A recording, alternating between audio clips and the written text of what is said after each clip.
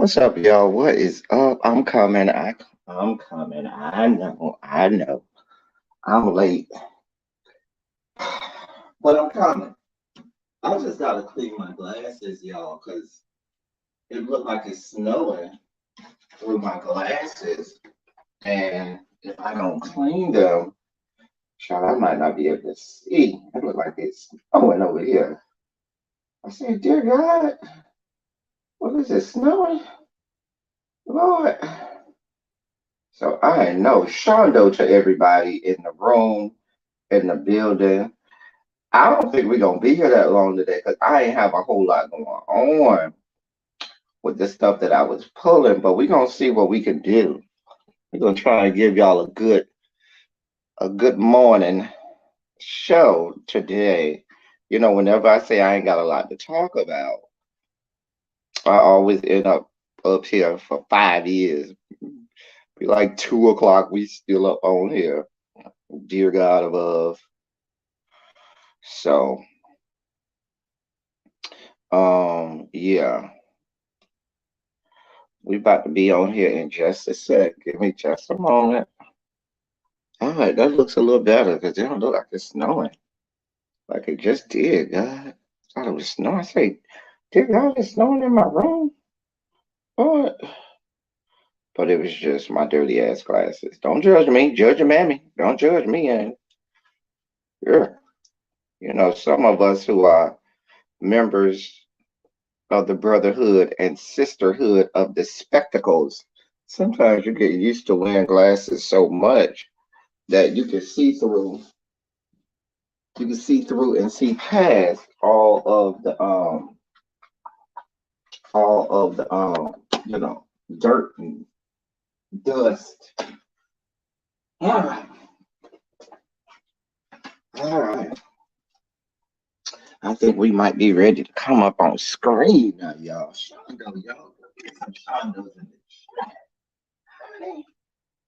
Uh, I got me some country time lemonade today. That is- oh dear God, no, I don't want to play you right now, dear God. Uh, oh boy. All right. Ooh, all right. We here. Oh God. Oh, move the shirt. All right. All right. We might be ready now. Let me see. Bam. There we go. Feel like this is blurry. Hold on. I look a little better. Chat. What's up, y'all? Move, stupid thing. All right. So there we go. There we go. What's up, y'all? Hey, hey, hey, hey, hey. Hey, hey, hey, hey. What is going on? What's up, y'all? It's me. I'm here. It's cold. Why does listen, Shondo, everybody, Shondo in and about the chat throughout the room. I want to understand why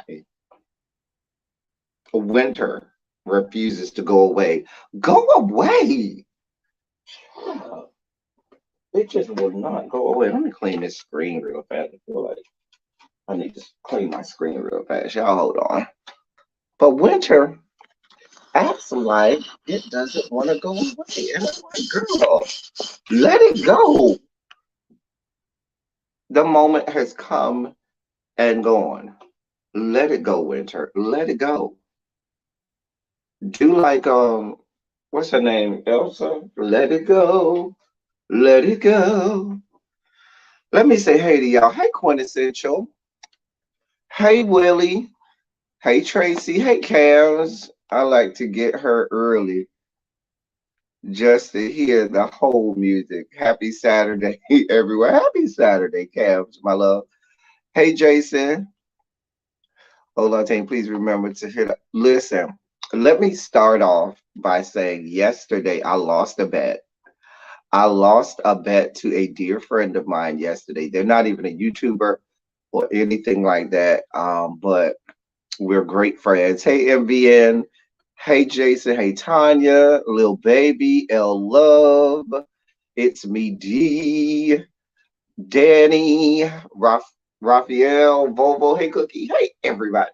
So I lost a bet yesterday, everybody. And so what that means is, seeing as how I lost this bet, this is gonna irk my spirit. So for the rest of the month of April, whenever this is gonna hurt. Y'all, this is really gonna hurt. Can I get some love through the screen? Can y'all pray my strength in the Lord? Because sometimes you make a bet and you got to honor the bet. And I know this person is in the bushes because they're waiting for me to do it. So because I lost, God, this is gonna hurt y'all. Y'all know this is, oh, hold on, let me drink some of my country time lemonade because this is gonna leave a bad taste in my mouth. So let me chase it.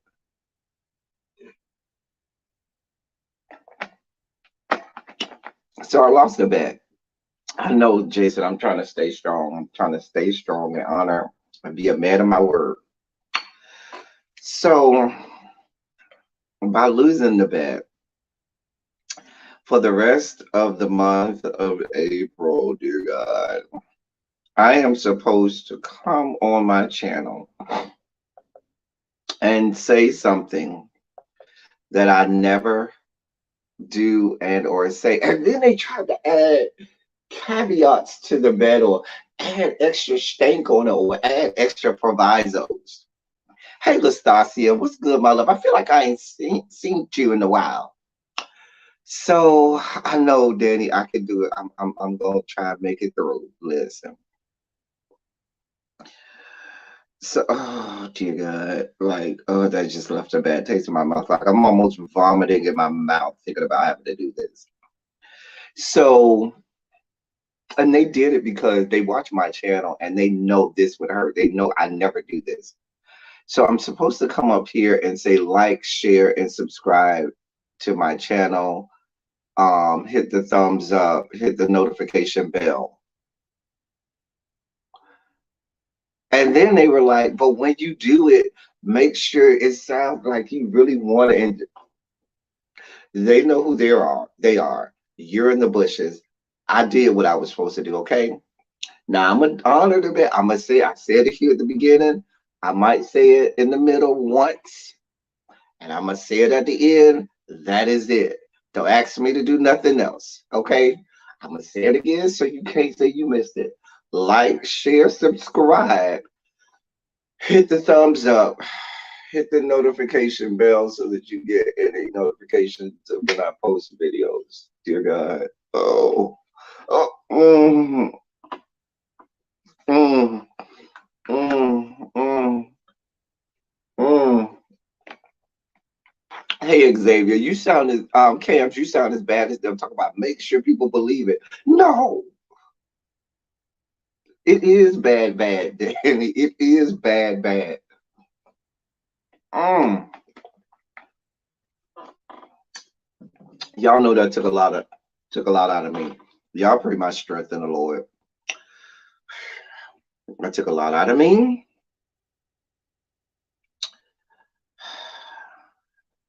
But we're gonna make it happen. We're gonna keep it moving. We're gonna make it do what it do. All right, y'all. So let's get going with what we got going on today. I didn't have a whole lot on our agenda today. Didn't have a whole lot on the agenda. Hey, Quintessential. Cha.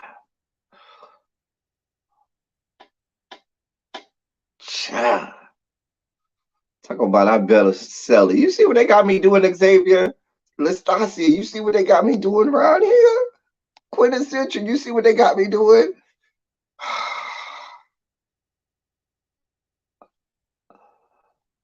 I didn't emote enough for you, Cams. I'm gonna do it again at the end of the video. I have to do it one time in the middle. So at some point during the middle, I gotta do it again and then I gotta do it at the end. So yes. You think I need to do over? You know what? Charlie's just as bad as my friend. He is probably at home busting out laughing. The fact that y'all are on his side, okay? The fact that y'all are over here agreeing with him. Oh, that's why I look so crazy because I got my damn life. There we go. Hey. Okay. Anyway, so y'all, let me get this agenda for today up. Listen, we're here to make it do what it do. I'm on the side of giving you a hard time. I know. Listen, can you give me the hard time that I want? The hard time that I want. Can you give me that hard time, Cams? Is that you know? Is that something we can comply with? Since we're into making sure that I comply with what I need to do, can you comply with that? Give me the hard time, the uh, hard time that you know I'm looking for. Can I get that? I'm just saying. Hey, Tanya. I think I said hey to you, Tanya. Tcha. Tanya, you out there on the road? Girl, I know you be out there, honey. You be out there, Tanya. Is you out there on the road, my love, my doll, dear one, doll baby? You out there on the road? Hey, Tracy. Tracy, you see what they got me doing this morning? Tracy. Not Tracy. You is my girl, you I know I ain't got to worry about you. We 10 toes down stronger, Miss Tracy. You see what they got me doing this morning? Hey, Yana. Child, y'all see what they got me doing this morning. God, I told you, y'all pray my strength in the Lord. Pray my strength in the Lord. All right, y'all. So let me see where I'm gonna start today. I really don't have that much going on today. Like I really got like 4 or 5 stories and that's it. So I'm gonna save that story for my sugar spike moment because I feel like that's gonna be a sugar spike. I don't really have nothing going on today. But we gonna make it do what it do. Dear Lord. No, not today, but rolling to Chattanooga tomorrow. All right. Going on up there. Have fun for us. Now listen, parents, moms, dads, grandparents, all of the people. Thank you. Thank you so much, Ella, for your cash app for the snack fund. You are so beautiful. Thank you, my love. So listen, um, I'll tell you, you gotta sell it like you wanna, like you're street. Okay, I'm gonna listen. The one I do in the middle of the episode, I'm gonna sell it like a street walk. Okay, I'm gonna be out here, selling it. Y'all don't get this from me, so enjoy this. And thank God, I know I'm gonna be absent on one silly Saturday, and that's gonna be on the 22nd. I won't be here for that. No, I'm sorry. The 23rd, I won't be here. In 2 weeks, since I'll be out of town, but I'll be here next weekend. So I gotta do it next weekend, and then I got to do it on the 30th. Then that'll be it. All right. So so y'all, if you got kids in school, thank you, Lastasia, for your membership. If you got kids in school, listen. If your son, daughter, or non-binary, non-gender conforming child is out here going out for these scholarships, getting, X amount of dollars for, hey, Ash, what's going on? X amount of dollars for um, their athletic prowess. Be concerned now. This is nothing new, what I'm about to report on in this story. But people are acting as if this is some new phenomenon.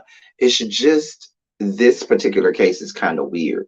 So down to the Grambling State University. Yes, that Grambling State University and HBCU, the same Grambling State University that be rolling out timpanis in the marching band, and they have marching timpani rollers and marching symphonic bass drum rollers. Now, if you're a band geek like I am, you know that is very weird for you to have timpanis and symphonic band bass drum, because the symphonic band bass drum is like freaking huge. That's why they got to have a whole person rolling it on the field. And a timpani is not for the marching band field. The timpani is for symphonic band or orchestra. Okay. Anyway, their band is trash, okay? Grambling State's band is trash as hell. It's just horrible. They're fucking garbage. But that's a whole nother story. That's for us band geeks to fight out. Me as a member of the March 100, I can say that. This shit is trash. Anyway, so down to the Grambling State University, there's a little incident going on with the girls' volleyball team. Now they got a new coach. Let me just read this story. New head volleyball coach of Grambling State University, Chelsea Lucas, has left students scrambling for scholarships after cutting the entire volleyball team.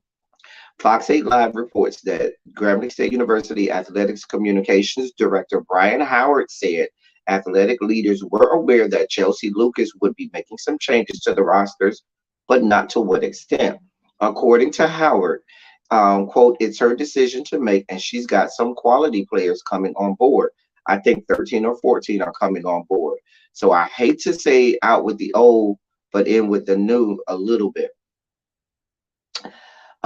The report goes on to say that according to the players, Chelsea Lucas called individual player meetings and told them their scholarships would not be renewed. Marissa Harris, a junior at Grambling State University, said players were advised that their scholarships would not be renewed based on their performance at recent practices held this semester. Harris said the coach's decision has left many of her teammates scrambling to find another program to transfer to in the off season. Grambling State University Director Travion Scott issued the following statement. Quote, just as the transfer portal empowers student athletes, our coaches are also empowered to make the decisions they deem necessary to advance their programs, end quote. And it goes on and on and on from there. Now listen.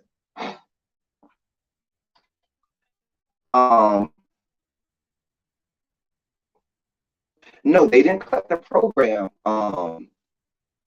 They didn't cut the whole program, Xavier. The new volleyball coach cut all the players and is bringing in new players. Baby, she went in there. She said, she was over there at the good practice. They was having practices. These girls didn't even know that they was, about to get cut. LTD got cussed out yesterday for asking someone if they meant they in a group, or they as in a pronoun. I was trying to be good. Okay. People be real sensitive about these pronouns. You weren't wrong, Tracy. You weren't wrong. Because you don't know nowadays. You don't know if they're talking about they as in a collective group or they as in someone's individual pronoun. I'm just saying. Anyway, they listen. The coach came in. She looked around. Y'all are trash.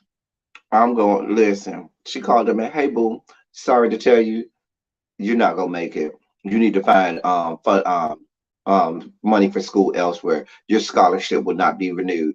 Next one came in. One went out crying. Next one came in. Hey, boo, you know why she's crying? For the same reason you might be crying. Your scholarship was not renewed. Baby, you need to get your skills together. Find you somewhere to get some money for school. Thanks, love. Going on down to the financial aid. We'll see y'all. They wait for y'all down at financial aid, honey. She go out crying. The next one come in crying. Hey, my love, have a seat. Appreciate you. Thank you for coming on in here. Now, listen. I know you might have been counting on the scholarship, but baby, I was counting on you to be able to serve in volley. And since your serving volley game is not where I need it to be, your scholarship is not going to be where you need to be. Your scholarship has been cut. Maybe they're waiting for you down there at the financial aid office. Yeah, go ahead. Is some of your teammates already in line? Baby, go ahead and get in that line. No, no, no, no, baby. It's it's the end of the semester. You ain't got to worry about waiting in a long financial aid line. That'll be at the beginning of the semester. I'm trying to save y'all some time waiting in the financial aid line now. Going on down there now. Do what you got to do. But baby, that scholarship is gone. Financial aid is waiting, baby. Going up, going listen. Going down there and see Miss Ethel. You know Miss Ethel, who been working down at financial aid since my grandma was here. She waiting for you.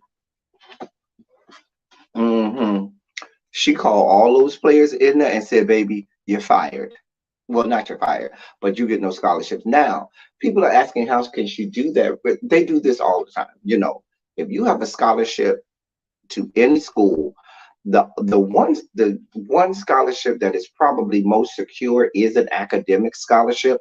But even with an academic scholarship, you got to maintain your grades and so forth. Hey, really be, hey, New Jones. So that you have to maintain, but that is more on the secure side. If you get a scholarship for athletics or band or extracurricular activity or something like that, baby, let me help you understand something. They can snatch your scholarship at the drop of a dime, no questions asked. Okay, they don't play them games. And Mama said, and the athletics director is supporting her now. You're going to start to see more of this. That's why I said if you have a child that is going down here to get scholarships because of their academic prowess and their, athletic ability, you need to be concerned because coaches and athletic directors all over the country are less understanding now because there's the transfer portal. What is the transfer portal? I'm glad you asked because many of y'all may not be familiar. So for years and years and years, eons, since college sports came in, college athletes were damn near like slaves on a damn plantation. And I know that may be going to the extreme, but they were having their likeness sold and they weren't getting paid for it.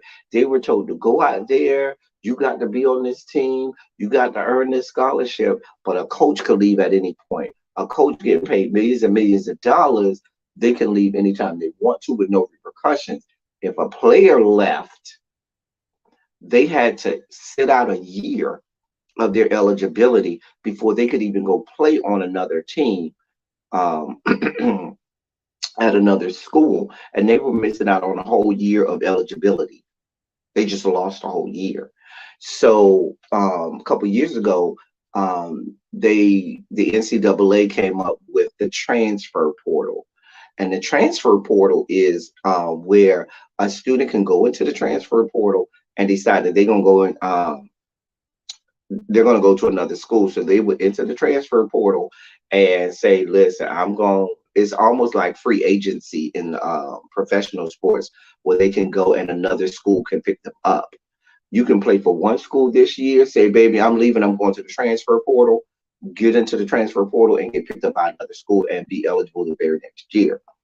So, and also we also have where now players are on the college level can get paid for their likeness.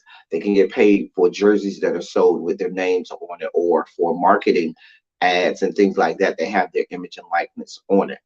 So because of all of that, schools, athletic directors and athletic departments and coaches have no understanding for players. So um, y'all see this going on down. It seems a little extreme because she got rid of the whole team.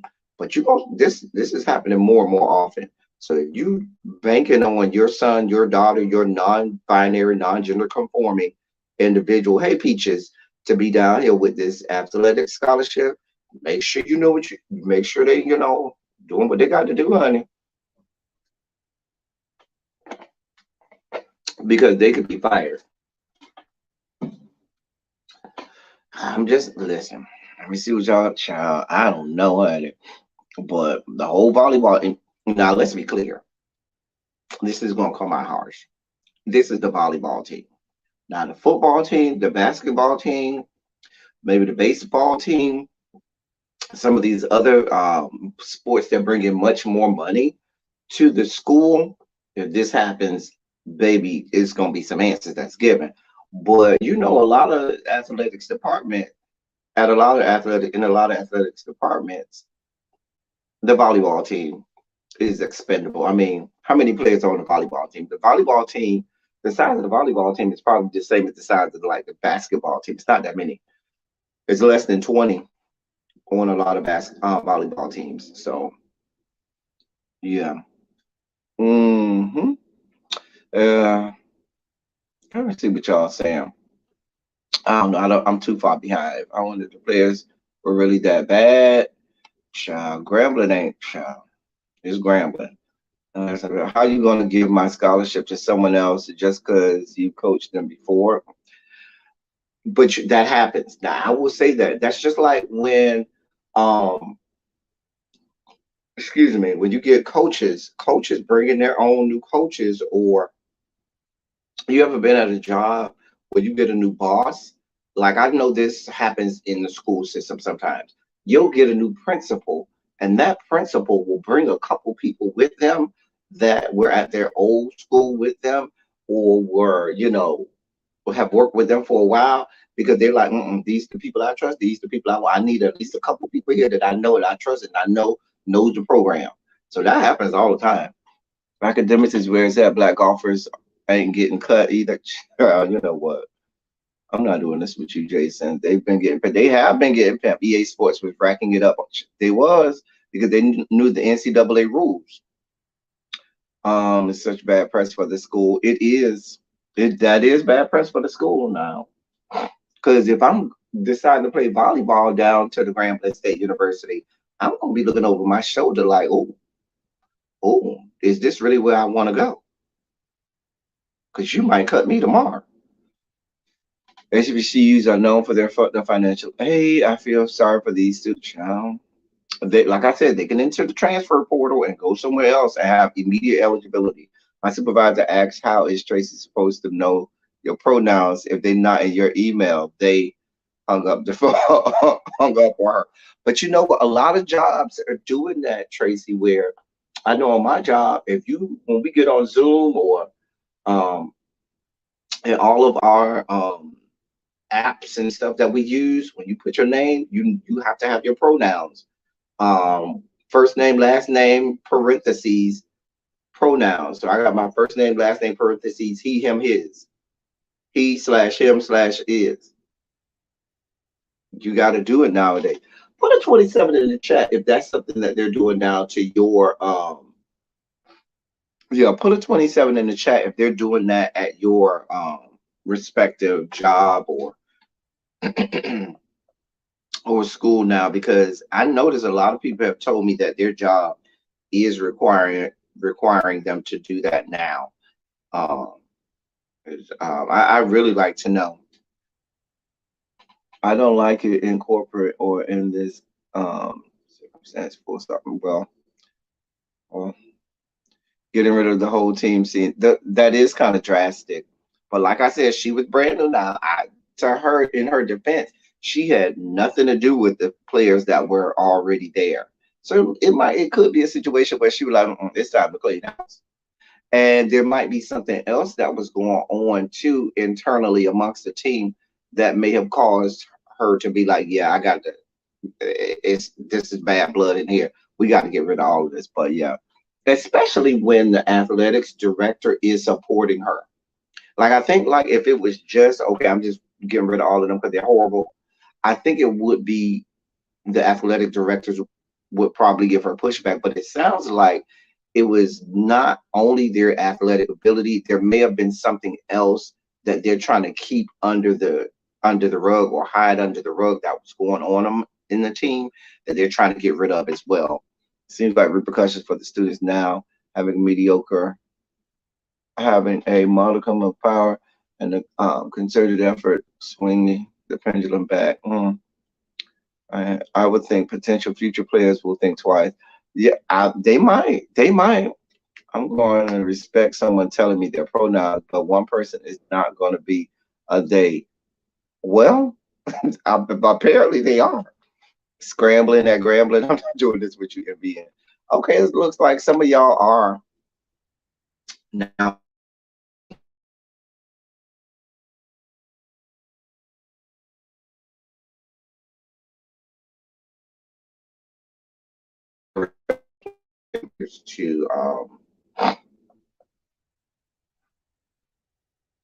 to put that. And listen,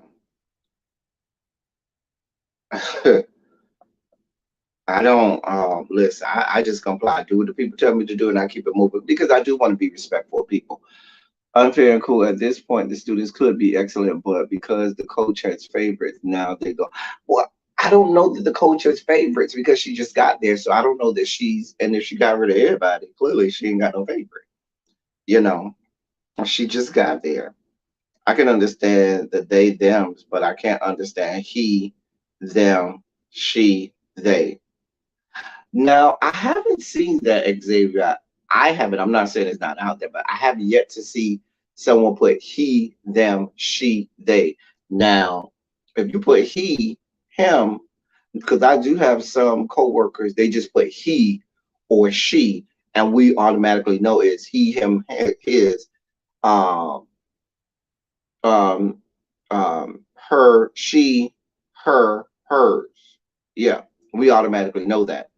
But I haven't seen someone put he, they, or she in that. That would be very confusing. That would be very confusing. They ain't left off my grandpa to play our Southern folks. I hate pronouns at work. Can I just call you your name? You can just call me my name. I like when you whisper it wet in my ear, though. Cams, just for future reference. Go by last names and call it good. But then if you go by last name, well, yeah, because you would have to go by last names and not the salutation on top of it because even that like in the classroom, I would always call someone Mr. or Ms. in their last name. And then when we had to respect students' gender roles, we had to go with mix, which is the MX, and not just Mr. or Ms.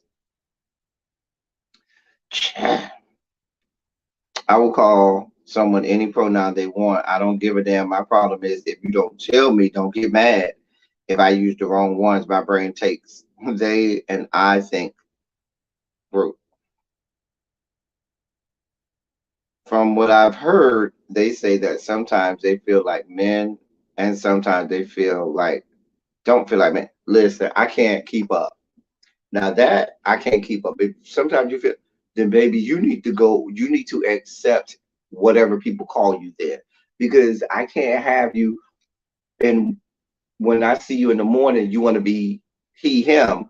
When I see you after you done had lunch and you feeling however you feeling, now you want to be they, them. I can't keep up. I can't.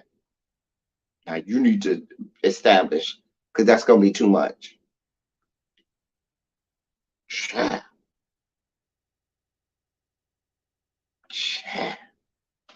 Listen, Jason, that ain't even say. I'm gonna tell you how I know. I had a situation in in a classroom one time where I would call a young man Mister and his last name. I had a whole meeting with the principal and the parent because the mom was upset that I was calling him Mister and his last name because she said it reminded him of his dad and he don't like his dad and she don't like his dad. I think it was really she don't like the dad, but anyway, and I shouldn't call him by his last name. Hey boo, I didn't give him that name. You gave him that name. And you as the parent made the decision which last name to give him. I didn't do that shit. She had a whole meeting. We were in there for 2+ hours where she was going off and arguing because she was upset that I was calling him Mr. and his last name because that reminded him of his dad. And she don't like his dad. And she, my son don't like his dad, and I don't like his trifling ass daddy. Well, baby, why did you give him that name? You as a parent have the right, and I told her this, ma'am, you as a parent have the right to go down to the school board and say, I want my child's last name to be X, and you can do that. and I will call them by whatever last name they want. Long story short, I left the meeting, and when he came to my class that day, I still was calling him Mister in his last name.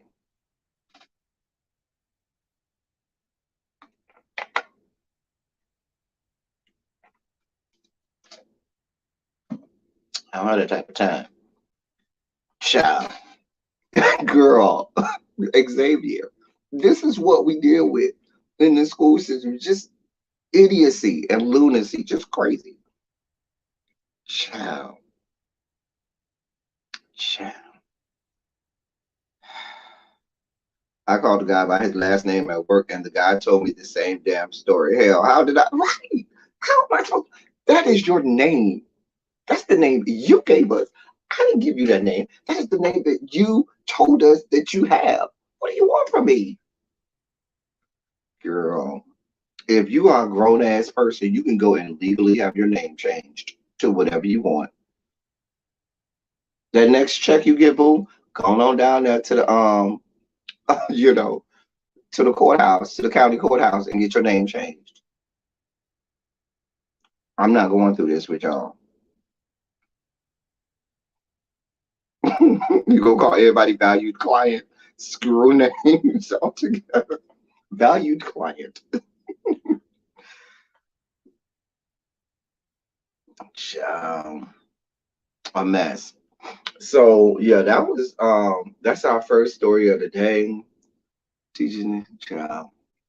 So I said to myself, self, let me in the middle of my stories as a segue from story to story, give my people, my beloved subscribers, something to look at besides my ugly self. Change your legal name if it's an issue. So many people have trauma behind their names if you don't go to therapy or get a child. I call people by their first names at work, but it's so weird calling older people by their first names without a miss or mister in front of it. It is, I'm still like that, Xavier, like you. And I'm a man of a certain age. Judge your mom, don't judge me. I'm talking about me anyway. But if somebody who I know is older than me like that, I still say, hey, Miss So and so or Mr. So and so. That's just how I was raised. I'm sorry. That's just how I was raised. I'm just saying. So, um, in keeping with, me transitioning as we transition to our next story, I found some wonderful things for you all to enjoy yourselves with. So while I'm pulling up my next story, you can look at this nice. These are some of my this is call this kind of like a pseudo sexy Sunday. I left the Instagram name up there, so if you want to go and follow, you can. Just leave that up there while I'm your 13th month anniversary. You love it here. Okay, it says 17 months on the screen though. Or well on my screen, but Jessica. But hey boo, we love you around these parts, Button Jessica. Hey Patty Duke, my love. We're transitioning to our next story. That's our first piece. I'm giving y'all a chance to write down his Instagram profile name. If you want to go follow he, honey. I like that pink in the background. That pink in the background is popping. You don't like that pink in the background? I like that pink. That pink is nice, honey. Um, that pink is nice. So the rest of this is gonna get kind of spiky. So let's just here's one more for y'all. Just one more for y'all while we're transitioning. This is more my speed right here, It's more my speed right here. Something for me. Need something for me to watch, and just need something. Give me to make me feel good. Giving me something I can feel. Yeah, I'm just throwing in some sexy Sunday around here or there. Just throwing it out there.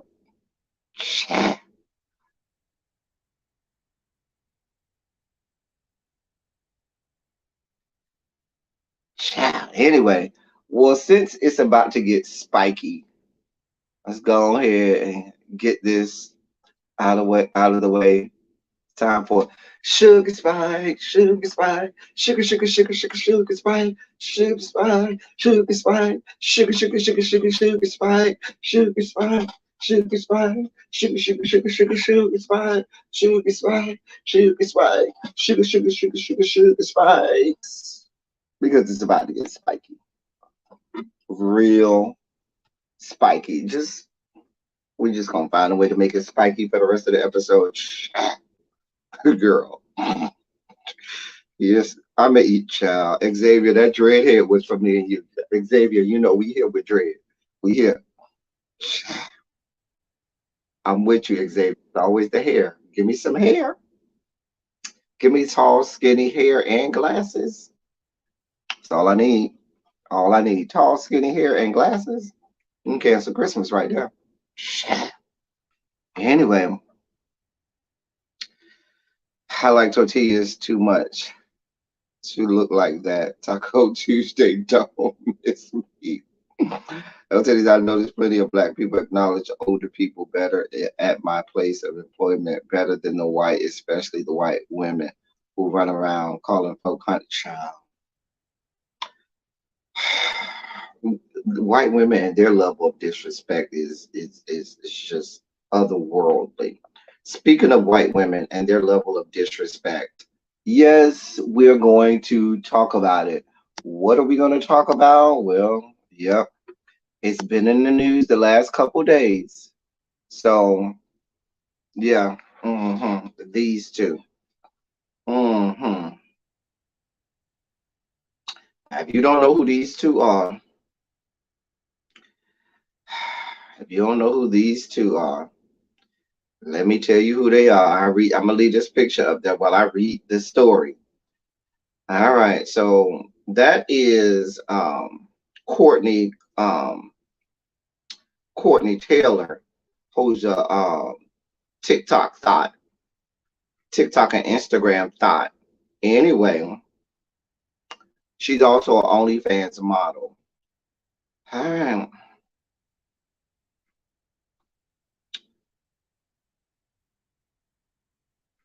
So, in a video obtained by TMZ, Courtney is sitting on the floor of her luxury apartment after police have arrived at the apartment of her and her boyfriend, her 27-year-old boyfriend. She is only wearing a bra, sweatpants while her hands are handcuffed, and she talks to. Wait, let me go. No, the other article had the preliminary, so that's the aftermath. Let me get. Hold on, because they've been talking about this for the last couple of days. Anyway,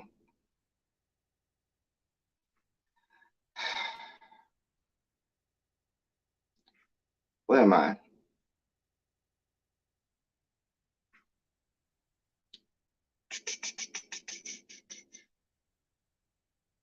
All right.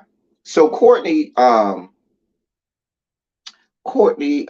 Clenny Taylor is the girlfriend of 20, who's 25, is the girlfriend of 27-year-old Christian Toby Obumseli, who is of African descent. On April 3rd, officers went to 3131 Northeast 7th in Miami. They're calling it the Edgewater area. There's really no Edgewater neighborhood in Miami. That's more of Biscayne Gardens, Morningside area. We used to call that Morningside, but you got to be from Miami to really know that. Anyway, Miami Fire Rescue personnel took Obumseli to the hospital, who was bleeding profusely. They took him to Jackson Memorial Hospital's Ryder Trauma Center, where he was later pronounced dead by doctors of stab wounds. Officers reported responding to several disturbances at the One Paraiso apartment that Obumseli and girlfriend Courtney Taylor shared in what they're saying is Miami's Edgewater neighborhood. Quote, clearly none of this was intended, and Courtney is struggling mentally with the aftermath of what occurred that evening. Clinton's attorney wrote in a statement, adding Courtney was defending herself. In Florida, officers can commit a person to mental health treatment centers for up to 72 hours by using the state's Baker Act. We call that Baker Acting in Florida. Where I'm from, like people call it 5150. If you're from Florida, you say, yeah, they got Baker Acted because we have the Baker Act in Florida. And when somebody is under 72-hour surveillance for attempted suicides or making plans for suicide, that's called being Baker Acted. Anyway, detectives were still investigating the fatal stabbing on Friday, so prosecutors had yet to announce if they were filing charges against Clenny Taylor. Quote, we've seen her hit him. I have never seen him hit her, Christian Obunselli's friend Ashley Bond said earlier this week. It appears once she got a lawyer, she checked herself out of the mental health facility and decided to go to the bar as if she didn't stab someone to death. She was called out for that callousness and ended up leaving the bar. And there's Instagram video and Twitter video. It sounds like a black girl that's telling her, hey, you just stabbed your boyfriend to death and you over here at the bar getting drinks. Girl, what's your deal? And she ended up leaving with some guy. So what really happened is this. She is police came there. The boyfriend is bleeding out, okay? She got blood all over her. She done stabbed him to death. They were getting ready to take her in. She then says, oh, wait, I feel like I want to kill myself. I'm suicidal. Knowing once she says that, she's immediately going to be Baker Acted. So they take her to a mental institution for a 72-hour observation for her saying that she wanted to kill herself. But once she got to the mental institution, she was then allowed to make a phone call. She called the lawyer. The lawyer came and got her taken out of the mental facility, and now she at home, going to bars, getting ready to get drunk. Because when I saw the video, she was with some other dude, some white dude, getting drunk, trying to, I guess, drink her issues away. She ain't in nobody's jail. She never got booked. She never got arrested. She never had anything happen to her. She's still out partying in Miami like it's 1999. So now, let's be clear. I'm not blaming the man because I don't think anybody should be stabbed to death. I don't think anybody deserves to be stabbed to death. However, many people are removing some of their sympathy for him because he seemed to have an issue with black women for tweets like this. I'll let that stay up there for a sec so y'all can read that.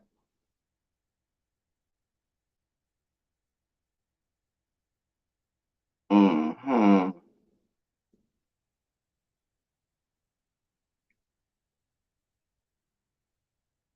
Mm-hmm.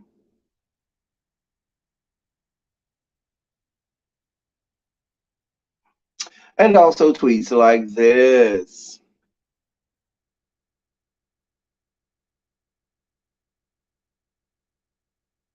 Mm-hmm.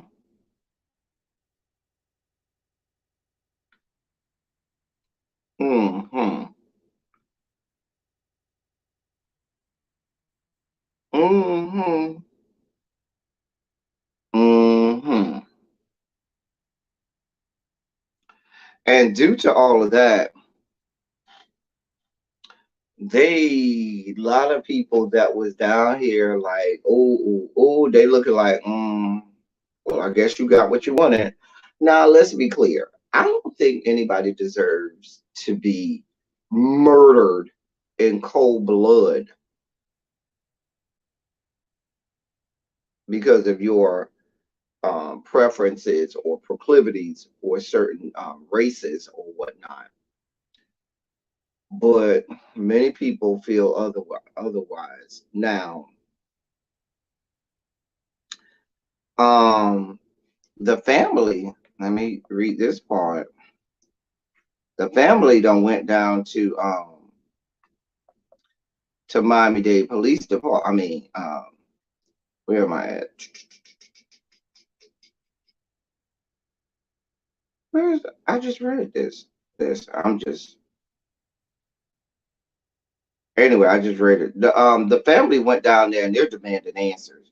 Went down to the state attorney's office and they're demanding answers and they want to know why you know their family member, their relative is dead and ain't nobody, in police custody. You know who stabbed him. And they're saying now that a lot of his friends and people close to the relationship says that there's been domestic violence issues for a while now. And also, they're also saying that the neighbors are saying that, there's been often domestic violence issues. She claiming this was self-defense. He ain't claiming nothing because he went on to be with the Lord and went on to glory. Now, you know how this is going to end. I told y'all she ain't even in jail. She ain't been booked. She ain't had no fingerprints. She ain't had nothing happen to her. Now,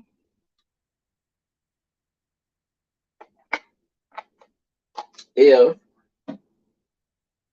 Courtney had not been white and was found at this house, blood all over her, knowing she done stabbed her boyfriend to death, do you think she would have been so easily able to just claim, oh, I want to kill myself and just sent to the mental institution?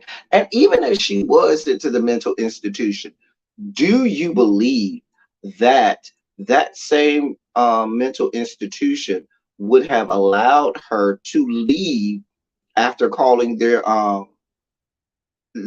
attorney and just leave?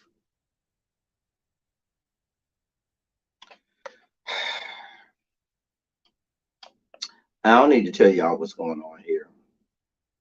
I do not need to tell y'all what's going on here. Let me see what y'all say. I don't need to tell y'all what's going on here. Now, I don't know how to say this. Now, if you gonna be cool or come out of the bag, it really don't matter. Don't make no matter. He got what was coming to him. Child. A white woman younger than me hit me off with sweetie. Oh, we talk about that. I can't say I disagree with that statement. What statement? Oh, Xavier's statement. She is a blocky rock. Not hipless. She killed. Listen, they're saying that she killed him. I want my tears to get me out of being arrested for murder. Child. Still ain't in jail as of right now. This happened days ago now.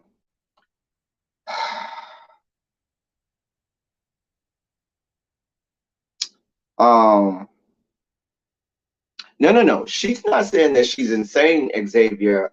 In Florida, as well as in a lot of states, if you say I want to kill myself, you are immediately in what we call in Florida Baker Active, where they will take you against your own will to either the psych ward at the hospital or some other mental institution, where you have to be under 72-hour surveillance, and talk with therapists and stuff like that, because you profess to wanting to kill yourself. Now, the problem with that is she was released from that mental institution after she contacted her attorneys. A mess.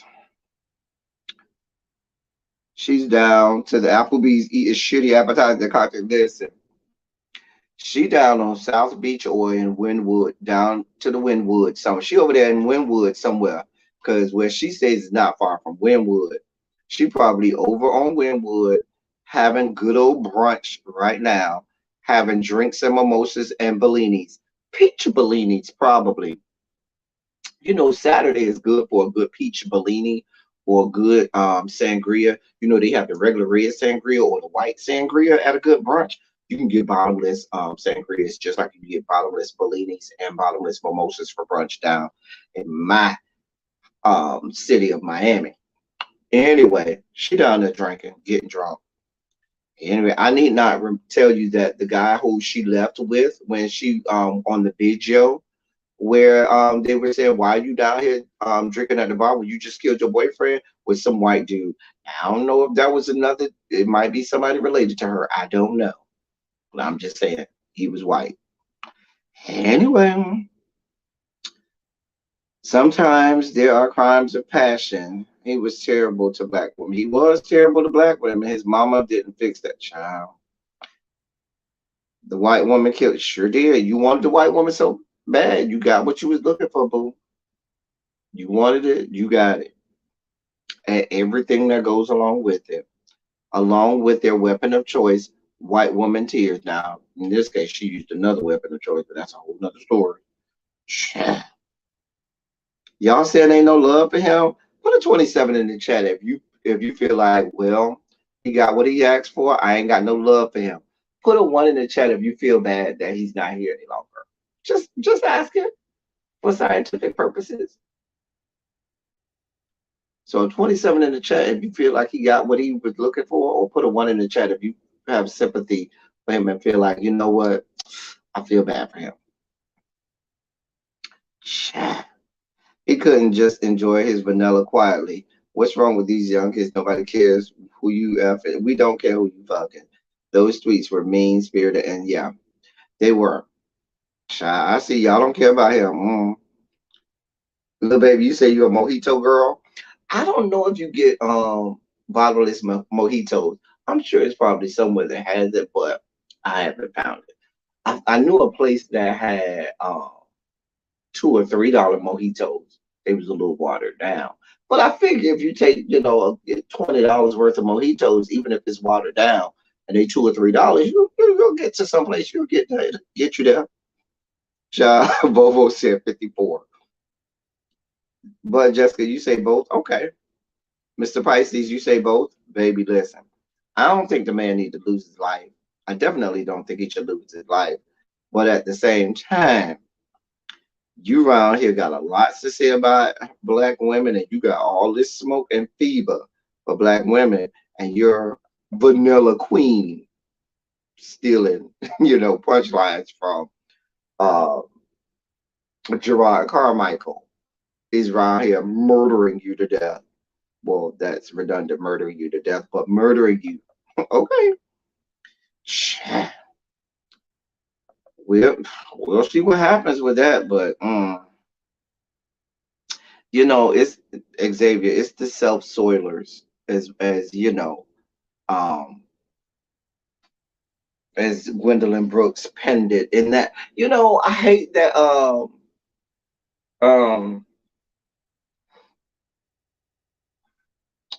that the poem that you hear all over TikTok and Instagram where of Gwendolyn Brooks where they're quoting her said it can't always be night. There's so many other parts of that poem that is so great and so poignant, but she does talk in that poem about self-soilers and people who don't like their own kind. I used to teach that poem year after. Matter of fact, when that came on TikTok, when that started making waves on TikTok and stuff like that, some of my former students said, "Oh, I remember we studied this poem," because we would do um, literary and rhetorical analyses on that poem, and they were like, "Oh, I remember we did this poem," and so they were all like happy. They were like, "Yeah, something I learned in class. I remember." Felt proud. That was a proud teacher moment. Anyway, you know what? That's true, Mr. Pisces. A lot of African men come over to America because one, just coming over to America is some sort of status symbol. Two, if you get you a white girlfriend or a white wife, now you really have this status Now you have the ultimate status symbol. And not only is she white, but she's a white American woman. You don't hit the gold mine. And they look down black people in America more than they look down on their own black people over in Africa. Like if you're a black American person, you are, just the bottom of the totem pole for many people. I'm not saying all of them. I'm not painting all of them with one broad stroke, but you see that sentiment with a lot of them. They want nothing to do with black women here in America. So you see that a lot. I didn't know that part, Mr. Pisces, where you say they're taught that by their mothers. Now that's interesting. That is interesting all in itself. It's strict liability to me. You had warning signs and you ignored them because you like snow. But now that's true. Now, for all intents and purposes, the people around this situation and the people knowing them said that there was domestic violence over and over and over throughout their relationship. Like you saw this all over again. So you're willing to put up with all of this domestic violence and all of this fuck shit just so you could have your white woman on your arm, baby. Go with God. And I guess you did.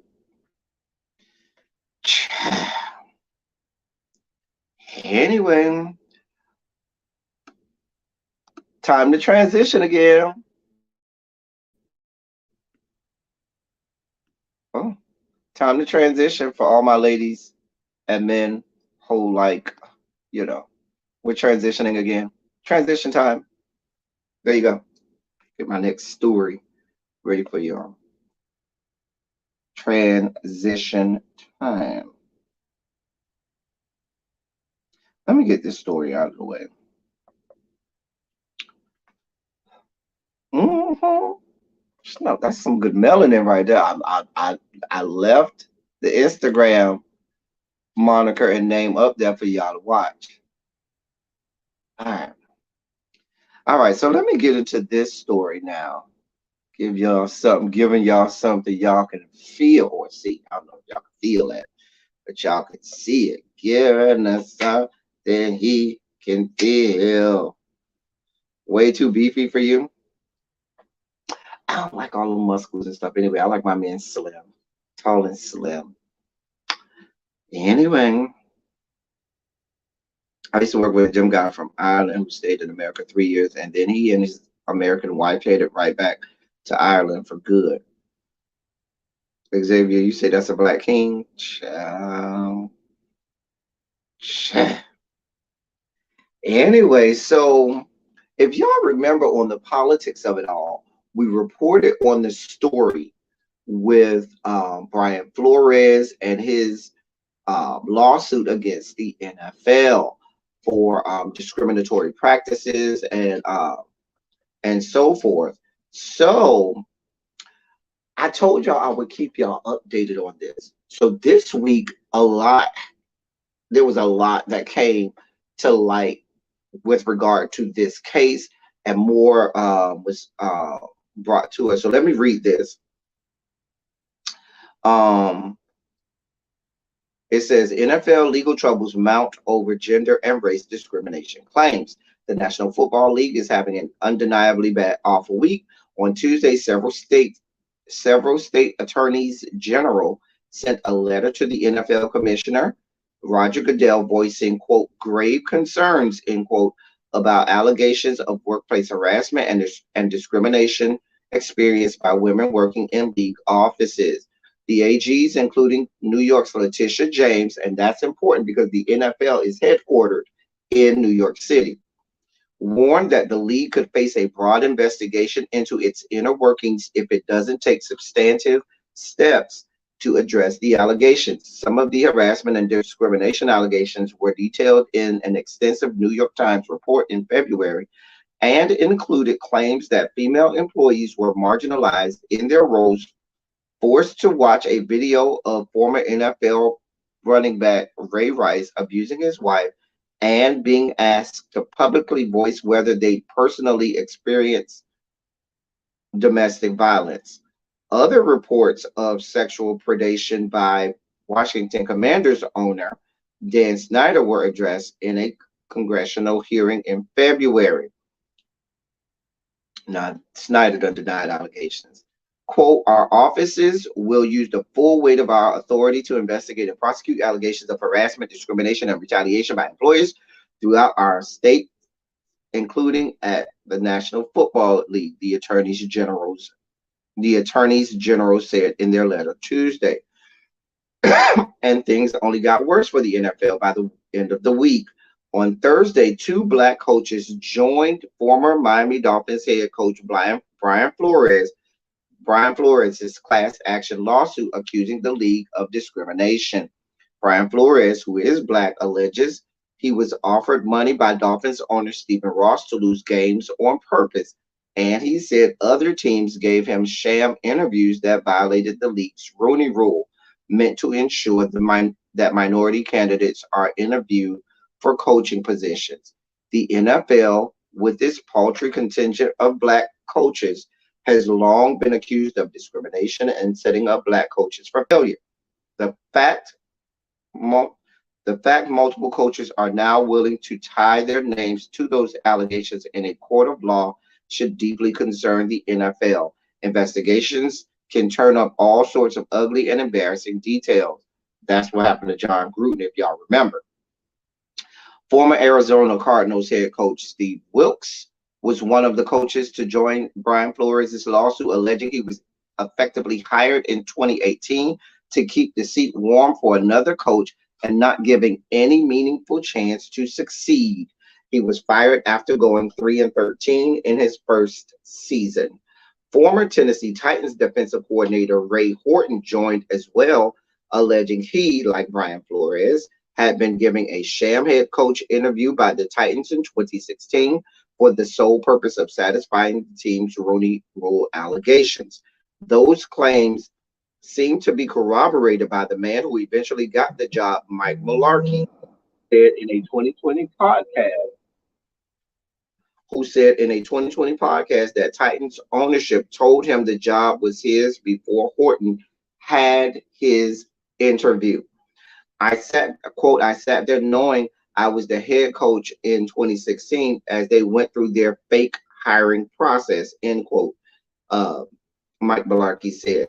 The NFL has denied Flores' allegations and in response to the February report from the Times, disputed that the league was insensitive to issues of gender and racial inequalities. The Dolphins, Cardinals, and Titans have also denied the former coaches' allegations. But as the adage goes, where there's smoke, there's fire. And that's pretty much it. Listen, I told y'all that this was coming. Now, let me tell you what helped this case. What helped this case is the fact that Brian Flores got a job with the Pittsburgh Steelers. Shout out to Mike Tomlin, my frat brother, a great Kappa man. Shout out to him and the Rooney family, who the Rooney Rule is named after, up there in Pittsburgh, because they made it a point. Now, they weren't going to fire Mike Tomlin, who's a black head coach as well, but Mike Tomlin said, no, I'm going to bring you. If nobody else will hire you, we'll bring you in over here as one of our assistant coaches over here at the Pittsburgh Steelers.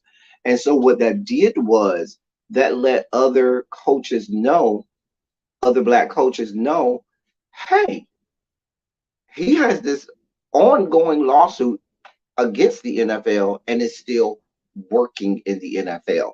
And so that gave them cover, and that let them know that, okay, I can join this lawsuit, and that may not, that I'm not now, they still may not get a job, but there's a chance and possibility that I could still have a job as a coach in the NFL, even if I join this lawsuit with Brian Flores. Because what it would look like now is that they're purposely doing exactly what Brian Flores said in his lawsuit. Now, please believe, I 1000% believe that Roger Goodell and some of the other owners down there to the NFL had a conversation with the Pittsburgh Steelers as well. I think two things can be true. I think Mike Tomlin could have very well said, listen, I'm going to help out my brother.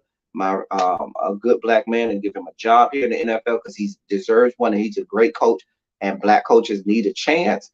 I also think that the NFL could have also had a conversation with the Roonies down there in Pittsburgh and say, listen, we need some cover for this. Can y'all please hire him over there?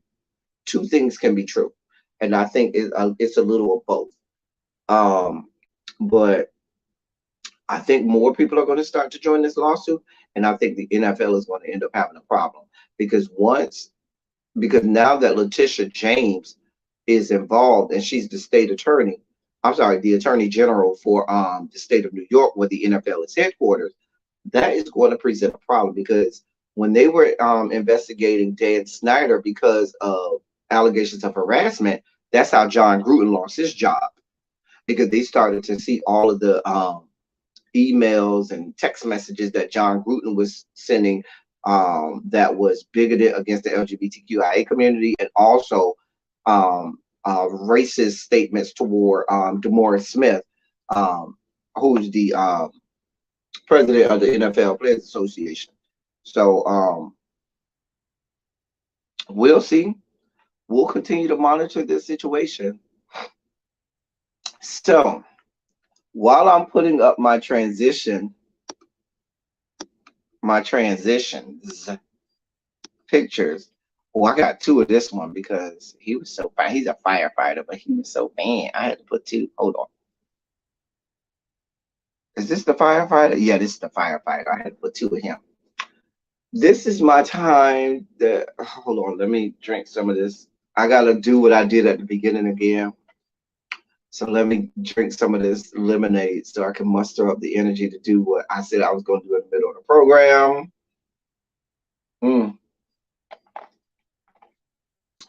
All right. Y'all say y'all want me to do this the right way. All right. Listen, if y'all like what y'all see here, y'all know what we do over here. Y'all know we have sugar spikes. Sean knows go in and about the room. If y'all like it over here, please like, share, subscribe. Hit the thumbs up button. Hit the notification bell so you know when I post a video and when I have an upcoming live, because we'd love it for you to subscribe to us, and we'd love to have you as a part of the House of Debauchery over here, down to the L Teddy 27 official platform. Once again, like, share, and subscribe. Hit the notification bell, and Lord, make sure you click all for the notification bell and hit the thumbs up so that I get into the algorithm and you know when I'm posting videos and going live. Does that make you people happy now? Are y'all is that better? Does that make y'all happy now? God, Lord. Yeah, we had to have two of him. He's a firefighter. Let me go start a fire over here and burn the house down so we can Cam, you say you want to be my frat brother too? Really? Really? Why I feel like you're not serious, Cam? Why I feel like you're not serious?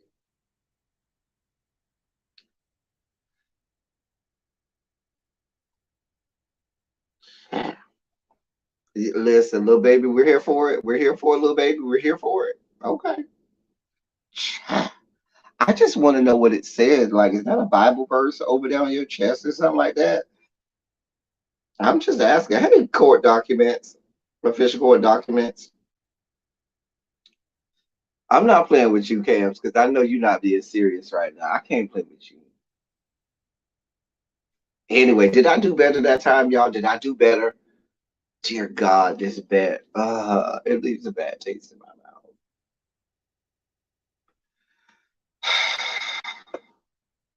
What pomp and circumstance do you? What else do you want? I'm not creating a like, share, subscribe like little thing. I'm not doing that. You know I'm not doing that.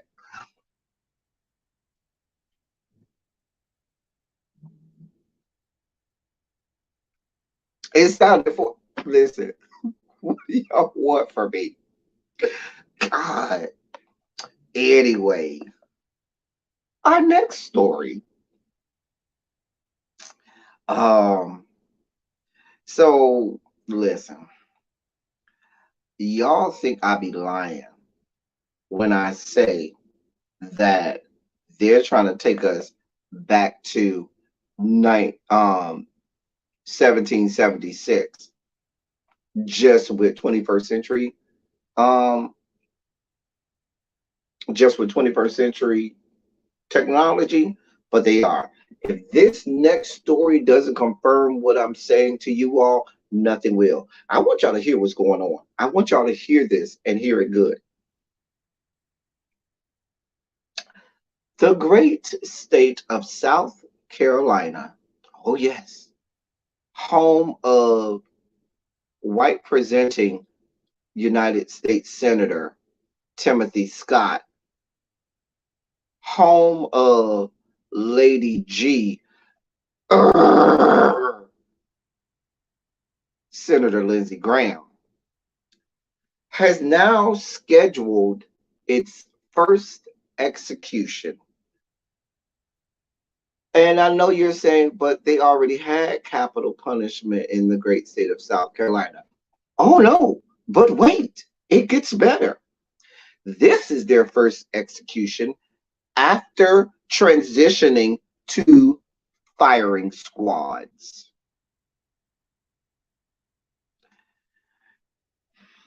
Let me read this for you.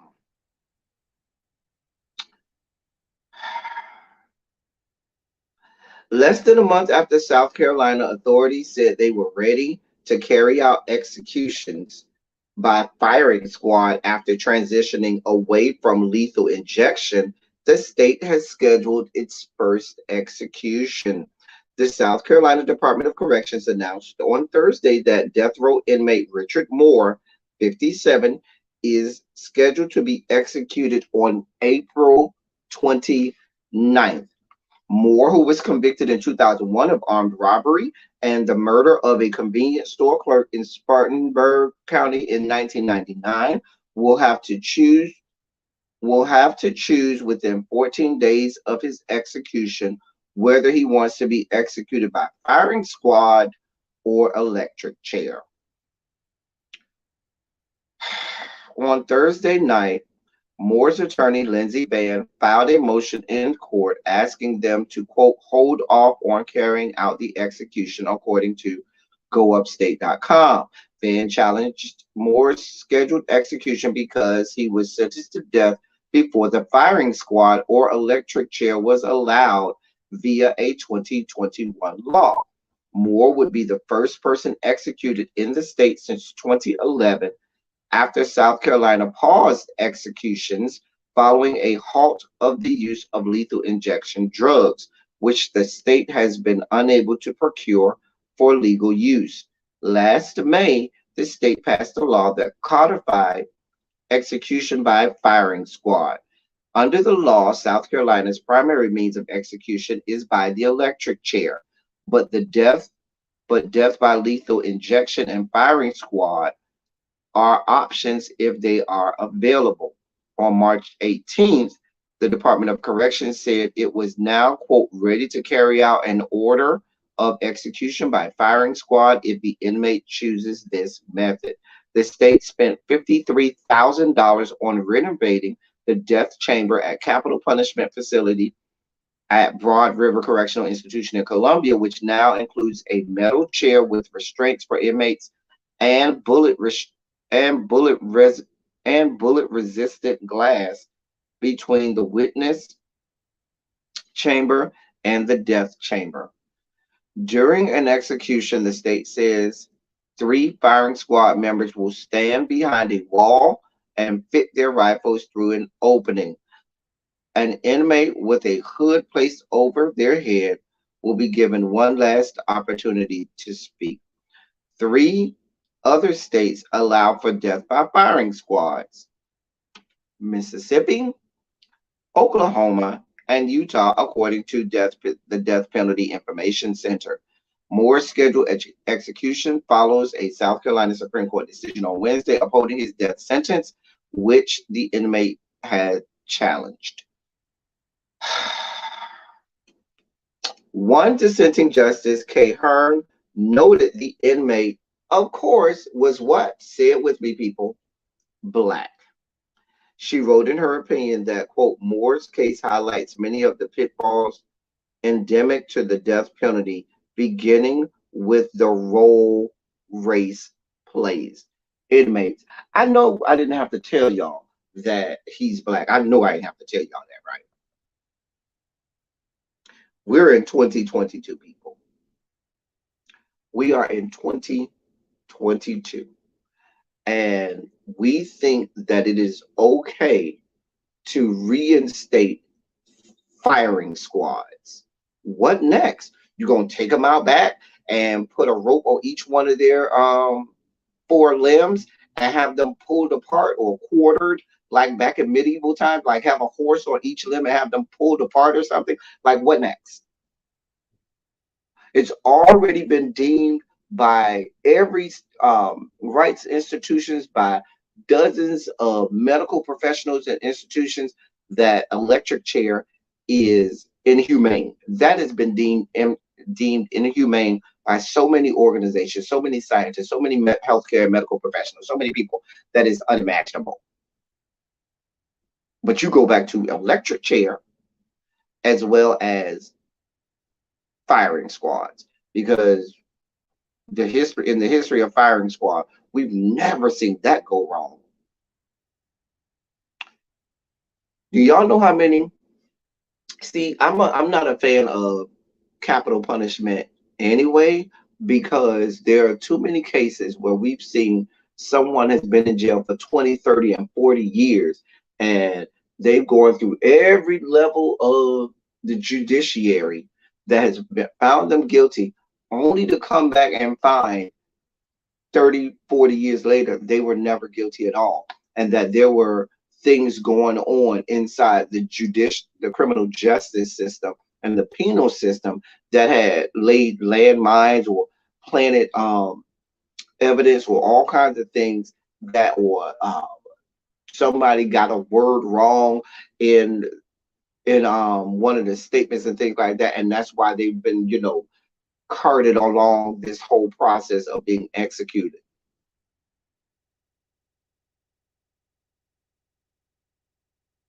Oh no, this is the state um,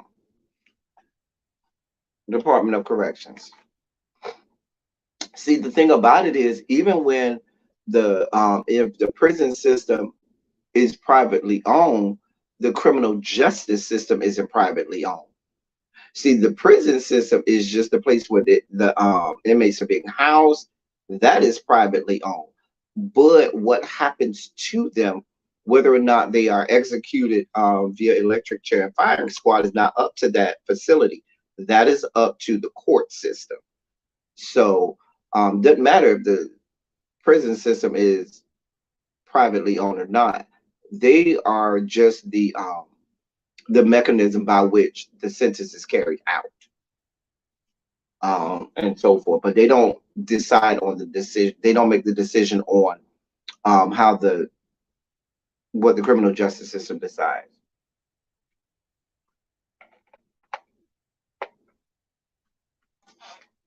We are in 2022, y'all. We are in 2022.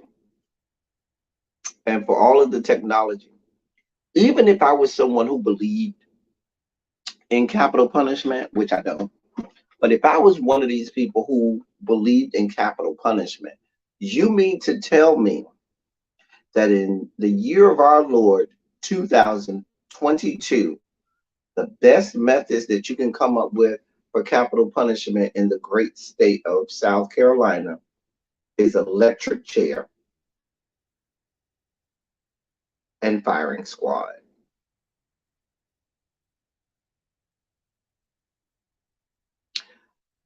I don't believe it. Now, I don't know. I don't know what or who or what they're going to get to be a part of that firing squad, who's going to be assigned to doing the shooting. I don't believe the military is involved with that, but I don't know if it is. It wouldn't be. Um, it would probably have to be the reserves, which a governor does have the authority over the reserve, like the Army reserves or the Navy reserves or whatever.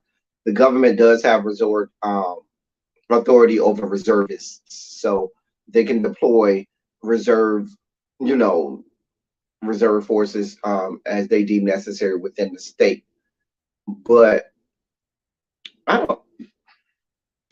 This what y'all got going on, and y'all know what I always tell y'all. One state will do it, it becomes a blueprint, and other states follow. Now, in my great state of Florida, they outlawed the electric chair some years ago. Now that they see that the great state of South Carolina is around here electrocuting people again and doing firing squad. You think some other states ain't trying to do the same? Stay tuned. Stay tuned. Stay tuned. I mean, I'm just like in 2022, y'all can't find another way to kill people, like a more humane way. Now, in recent years, they've learned that while they may have thought that lethal injection was the most humane and was pretty, you know, safe, they found that there were cases where the medication that was supposed to put them to sleep, the anesthesia or whatnot, didn't necessarily work or as deemed necessary, or there was still things that made it inhumane a part of that process. How about just not kill these people? How about we just do away with capital punishment? How about that? I listen. I understand everybody has a reason to feel like capital punishment is if you are for capital punishment, I'm not here to make people believe that they should be. That is your right. You have the right to feel how you feel. However, comma, if you are in the business of initiating capital punishment, let's be clear.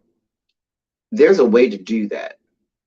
There's a way in the criminal justice system to do that so as to make it humane. I'm just saying. I'm just saying. Listen, Xavier, I understand, but like I said, I don't think just like they ain't getting rid of their Second Amendment, because I'm somebody who believes that people shouldn't have guns either. That the Second Amendment needs to be not be there. But just like they ain't doing away with the Second Amendment, they're not doing away with capital punishment no time soon either. So I don't know. I don't know what the answer is. But I know one thing, electric chair and firing squad is the wrong answer. It's the wrong answer. The other part about it is what I don't want to happen is innocent people get killed. And we've seen too many times where the criminal justice system has failed.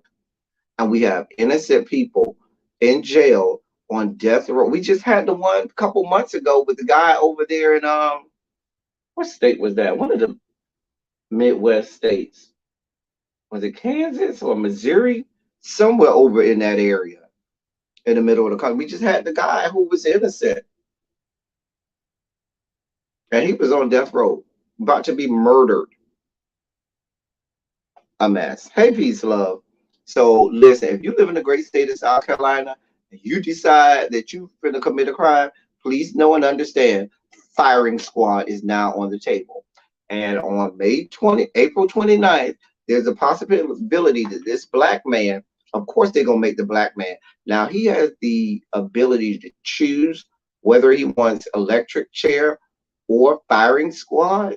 But you know, now that firing squad is on the table, you know they would love to have a black man be the first one. And now that they found them one, they're all here for it. Just a mess. Just a damn mess.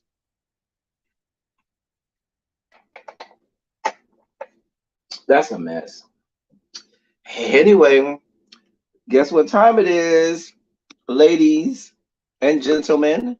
It is transition time. Let me give y'all something else to look at. Since we had a fighter, how about we do a lifeguard? There's your lifeguard. There's your lifeguard. I left the Instagram moniker up there so y'all can, go follow if you need to. There's your lifeguard. Hey Darren. Hey Darren. Um, okay, we got the lifeguard. Oh, I'm behind on my pictures. Let me get these pictures out of the way. We only got like one more story left. God. I told you I ain't have a lot. Let me get some of these pictures out of the way. All right, there's one for y'all. There's one. There you go. There you go. I give y'all that. I give y'all that one. Hmm. Wait, is it? No, this is my firefighter. The one before that with the Bible verse or whatever that was on the chest, not my firefighter. This is the firefighter. I had that wrong. This is the firefighter right here. Because I had him twice too. Yeah, this is the firefighter. Had him twice. This is the firefighter we were waiting for.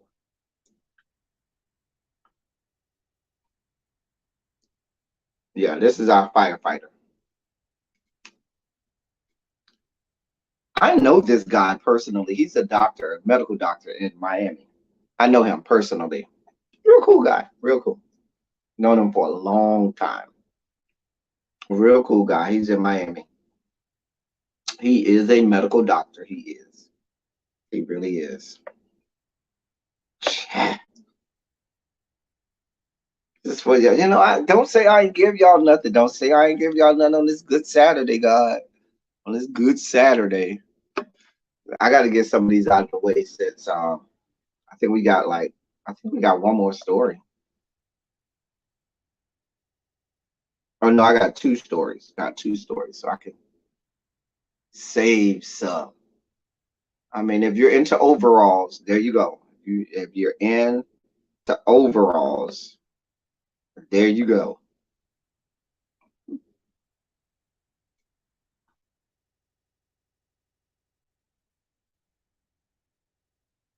You gonna do 1,000 squats today, Jason?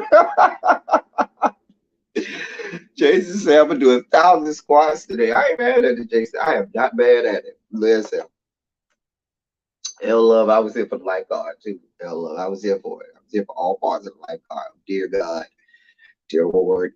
Anyway, um, so this next story is just falling right in line. What I told y'all was gonna happen. Did we not just talk about this? We talked about it on my channel on the politics of it all. We talked about this on Teacher Project 2.0. Now I told y'all, and I literally just said it a couple minutes ago, that these states are copycats. So now that Don't Say Gay has passed, the Don't Say Gay bill has passed and been signed into law in my great state of Florida, Alabama says, oh, I want some parts of this party too. Let me get down here and get on down with the get down. Um, with all of this stuff that Texas and Florida has going on with trans youth. So Alabama has passed a bill making some transgender health care a felony. Now, believe it or not, even people, there are people who are for this law that claim to be allies. There are people who are for these types of laws that claim to not have a problem with the trans community or the LGBTQIA plus community. But let me read this and then we can go from there. All right. So Alabama lawmakers passed a bill on Thursday that would criminalize gender affirming health care for transgender youth with a threat of 10 years in prison for medical providers. The legislation passed 66 to 28 by the state's House of Representatives on the last day of the legislative session. Is um It is the latest in a flurry of measures in Republican-led states dealing with transgender youth. The ACLU called it the first bill of its kind to make health care for transgender youth a felony and said it would challenge the bill in court if Republican Governor Kate Ivey signed it into law. The bill would make it a felony punishable by up to 10 years in prison to provide medical care, including hormone treatment, puberty blockers, and gender reassignment surgery to minors. Democrats in the minority tried to fight the bill in part by arguing it contradicted Republican principles on the role of government. This is not small government. This is not a conservative bill, Democratic Representative Neil Rafferty told the chamber. But Republican Representative Wes Allen likened the initiative to laws that prevent minors from getting tattoos or buying nicotine products. Quote, we make decisions in this body all the time that are to protect children from making decisions that could permanently harm them, end quote, Allen says. Ivy has said whether Ivy has not said whether she would sign the bill, but last year she signed one banning transgender athletes from school sports. Ivy's office did not immediately respond to a request for comment. The bill would also compel school personnel to disclose to the parent or legal guardian that a minor, that quote, a minor's perception of his or her gender or sex is inconsistent with the minor's sex. Let me read that part again for you for the people in the back. The bill would also compel school personnel to disclose to the parent or legal guardian that, quote, a minor's perception of his or her gender or sex is inconsistent with the minor's sex, end quote. So they're going to be out in the people. Last week, Arizona Governor Doug Ducey, that's down there to Jason's way, signed a bill banning irreversible gender reassignment surgery for minors. Mainstream medical and mental health professionals say gender affirming care saves lives by reducing the risk of depression and suicide. Gender reassignment surgery for people under 18 is extremely rare and would take place only after years of treatment in cases where the patient's wishes are unwavering, according to medical experts. The American Academy of Pediatrics strongly opposed the bill and urged Ivy to veto it. The legislation targets vulnerable young people and puts them at risk of physical and mental harm, Mark Del Monte said, the Academy's chief executive, also saying criminalizing evidence-based medically necessary services is dangerous.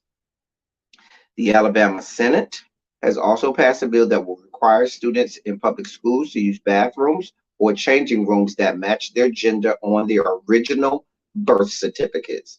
An amendment that was attached to the bill, which now has to go back to the House for a vote, prohibiting classroom discussion on sexual orientation or gender identity in certain grades. Transgender rights have emerged as one of the issues at the forefront of the culture wars ahead of the November midterm congressional elections. Lawmakers have introduced hundreds of bills across state legislatures, the majority of them dealing with trans youth. Many Republicans and conservative activists promote the laws as safeguards for children and parental rights. Opponents, including Democrats and LGBTQ plus organizations, say that legislation is harmful, unnecessary, and unfairly targeting vulnerable and underrepresented communities. This is happening, people. I told y'all this was going to happen. So here is here's some of the things that's not being said, okay? And they mentioned it a little bit in this article, but I do want to highlight this. When you go and you look at the statistics by scores of medical,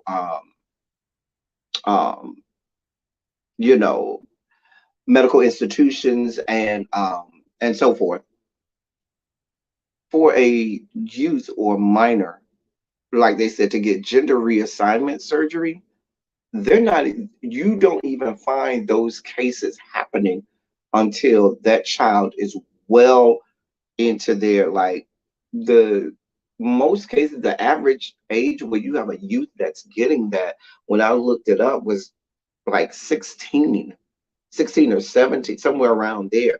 So what they're thinking about is, see, what they try to do is they try to paint it as if some 4 or 5 year old is around here getting gender reconstructive surgery. Some 4 or 5 year olds or 7 or 8 year old is over here having hormone treatments and things like that. That's not what's happening. And to be clear, in these states where these things are happening, many of these states have zero cases of this, or less than of 1%, less than 1% of the youth population where this is happening. So it's, and here's the other part that we're not addressing. These laws that they're making are sweeping. They make no exceptions. They make no medical exception. They make no medical cases of exigence. The problem with that is there are cases where you have people who are intersex, or people who what used to be called are youth who are hermaphrodite, where they are intersex and their physiology is somewhere in between, and they get to the point where with counseling and the parental consent and that individual's consent, where they can say, okay, based on what I got going on, I would like to assign myself X gender, or, because they're intersex, and sometimes it's hard to differentiate which one. And so they will begin treatments, hormone treatments, and then they will inevitably have, um, in some cases, gender reassignment surgery at a young age, because they, through counseling, and like they said, there are years and years and years of counseling that happens. There's years of counseling that happens even prior to them getting the first hormone treatment. There are years of counseling that goes on, and so they've stopped that for them, those cases as well. These laws stop all of this. And now you're talking about outing people who, if I'm a 16, 17-year old, let's be clear, at 16, 17, many people are very aware of their sexuality, what they got going on, and are ready to make decisions. And because of that, you see a lot of ostracizing of LGBTQ plus youth. And a lot of times, school is their only outlet where they can live in their truth or be who they are. Because when they go home, they are subjected to, you know, child abuse and other trauma at the hand of their parents. And if you're around here outing people, outing children to parents who are abusive, to parents who want no parts of LGBTQ plus rights for children, you could be doing a grave disservice, and you could um, make it where you have more children who are choosing, um, making horrible decisions, like choosing to end it all and commit suicide, or do all kinds of other things to themselves. This is going in a bad direction. And we have laws sweeping the country where this is happening. Let me see what y'all are saying in this. Also, Alabama was one of the first states that passed a law that stopped students from going to um, restrooms that they weren't assigned for a gender they weren't assigned, and the part that they put in there was on their original birth certificate. There are mechanisms and laws in states that do allow for you to change your sex on your birth certificate. However, Alabama put in place that you have to go with the sex that's on your original birth certificate. Now, let's be clear. Let me show you how this shit doesn't make sense. What's going on? These are the same. These are the same goddamn conservative states that are fighting tooth and nail to tell us how parents need to have all rights and authority on their children and what their children learn and everything their children have going on in school. And you can't tell me what I do with my child. And you can't tell me, and the state and the district can't tell me what you could teach my child. And the state and the district can't tell me what goes on with my child because that's my child and I have the right. But now you're telling me, because none of these things happen in a vacuum. None of a child can't go to the hospital or a child can't go to a licensed medical professional and say, hey, give me these hormones. Hey, you better see me because I'm ready to transition. In every case where they go through a medical professional, a hospital, or anything of that case, the parent is involved because it's a minor. So now, in one breath, a parent is the only one who's allowed to have, substantive decision making ability for their child. But in the next breath, you're telling me, oh, a parent don't have a right to choose that their child can be trans or their child can transition. You don't got the right to do that. You got the right to say your child can't learn about real American history. You got a right to say that I don't want my child to read this book, but you don't have the right to say what is medically or what you deem is correct for your child in terms of their, medical treatment and stuff if they want to have gender reassignment. You want to have it both ways, right? Y'all help me with that because I'm trying to understand. I'm trying to understand.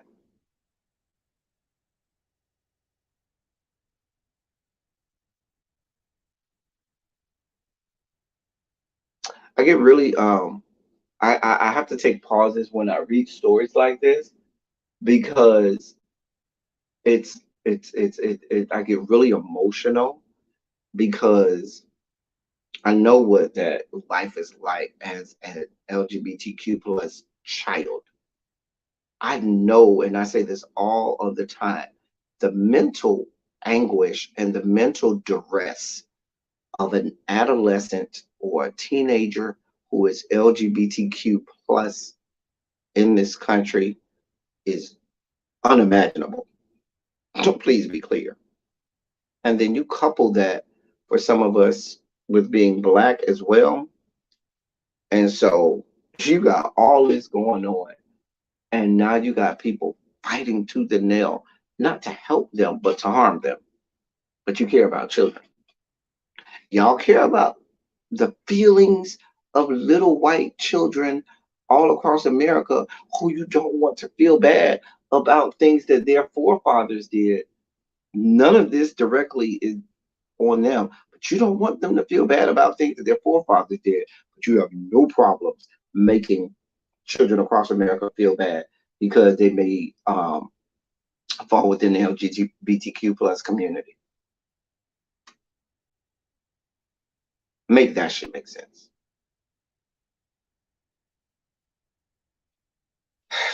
Cheryl, Cheryl H. Hey, Cheryl H. says, I live in South Carolina and they are understanding of nothing. We had a female that was at my job and she had a few male characteristics like the heavy voice and she was wearing tight pants at first, but um, hey, Boogie L. I mean, hey, Jay Parrish. It's so much. It's ridiculous. It is. Let me say like this. Take a swig before I say this.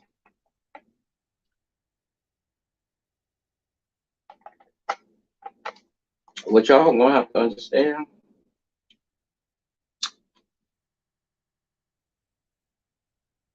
Oh, you said, but the Holy Rollers got in their feelings and she was let go. Oh, they let her go. Wow. See,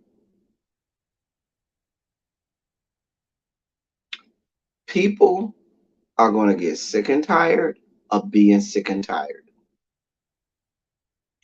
Let me say that again.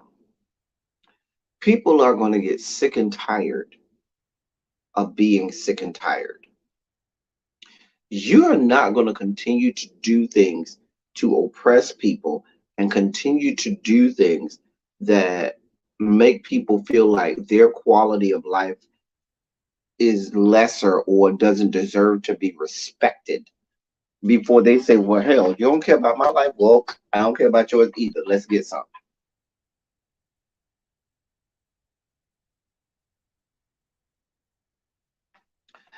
It's sad, but this is what we got going on. And this is why I continue to say it sickens me when people start to say things like, well, I don't feel like I need to vote, or I don't, the people in Washington ain't helping me. I keep telling y'all, you vote for yourself, especially in a midterm election. Voting now in this election is for you. It's not for the people in Washington. It is for you because majority of states have their gubernatorial races in midterm years. Majority of states have their gubernatorial races this year. A lot of places have mayoral elections this year, um, state senate seats, state representative seats, and so forth going on. These things happen because you put people or you allow people to get elected to positions that make them happen. And if y'all don't understand that, yep, we just had a beautiful thing happen in the last 2 days with Ketanji Brown Jackson. But let's be clear, it ain't changing the ideology of the Supreme Court. One, two, if these midterm elections don't go well and Republicans reclaim majority in the Senate, Mitch McConnell has told you there isn't an ice cube's chance in the hell that anything that Joe Biden or the Dems or the American populace want to happen will happen. Clarence Thomas can decide that he wants to go and have a front row seat to Duranice Pace and Sean Pace concert that they're having up there behind the pearly gates. And they not gonna let no Supreme Court justice come across the Senate floor. Not even gonna have hearings. Not even gonna entertain it. Y'all see what's happening with Roe v. Wade. Um, they're trying right now in the great state of Michigan to overturn a anti-abortion law in Michigan because they believe that because right now the law is still on the books, but because there's Roe v. Wade and a federal law that says that abortions are legal, that law that would supersede the law in Michigan. But if Roe v. Wade goes down, that law that's still on the books in Michigan would now be, the law of the land again, and abortions would be illegal. And so the current governor, Governor Whitmer in Michigan, is trying to get that law overturned. Even though Roe v. Wade is still on the books, she's trying to get it overturned for fear that the current United States Supreme Court is going to overturn it. And they're fighting her on it. Speaking of Governor Whitmer, she's my next story. So let me give y'all some transition, some stuff to transition with. There you go. Oh, we did him. We did him. We did the dot. We did him. All right. There's our trend. There's another transition. Let me get this last story. Governor Whitmer is going to be our last story.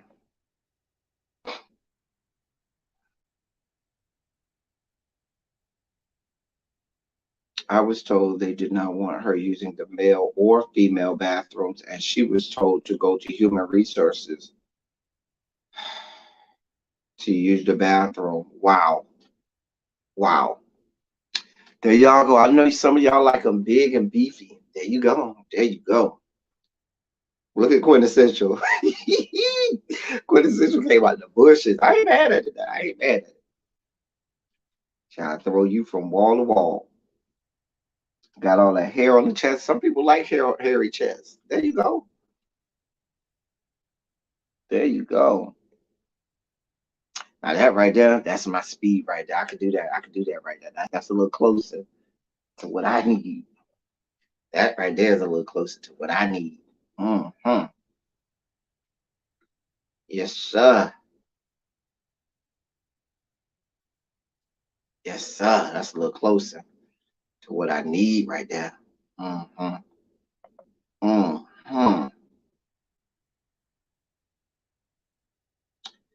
All right. Where is this story at? Oh, here it is. Found it.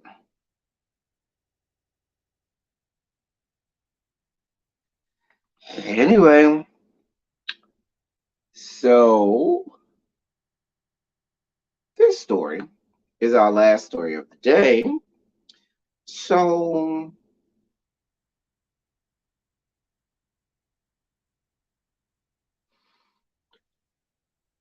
some people are going to say nothing to see here. I don't care, but it goes to show you that we got a problem going on in this country. And I keep telling y'all, it becomes more and more apparent that we are careening toward what some might deem to be another civil war in this country. So there were four men that, if you don't remember, had a plot to kidnap and murder the governor, the sitting governor of the great state of Michigan, Governor Gretchen Whitmer, who is a Democratic governor. She's a Democrat. She's a sitting governor. And there was a plot that was foiled that where there were four men that that plotted to kidnap her and potentially murder her. That it was foiled. So they had a court here. They went to trial. And a federal jury on Friday found two of the men um, accused of plotting to kidnap Governor Gretchen Whitmer not guilty of kidnapping conspiracy, and a mistrial was declared for the other two. ABC News reports that two of the men, Daniel Harris and Brandon Concerta, were acquitted on the and the other two, Adam Fox and Barry Croft Jr., saw a hung jury in Grand Rapids, Michigan. In 2020, the four men were accused of scheming to abduct the governor, the Democrat governor, from her vacation home. Altogether, the men faced 10 charges, including kidnapping, conspiracy, and conspiracy to use explosives, both of which come with life sentences. The men were allegedly inspired to make the plan following Whitmer's COVID-19 guidelines that she set at the pandemic's outset. While prosecutors posited that the men were members of a far right group and Fox was their leader, defense attorneys described their clients as, quote, credulous weekend warriors prone to big, wild talk who were often stoned, end quote. That was the defense. Let me read that defense again. So these people were, quote, credulous weekend warriors prone to big, wild talk who were often stoned.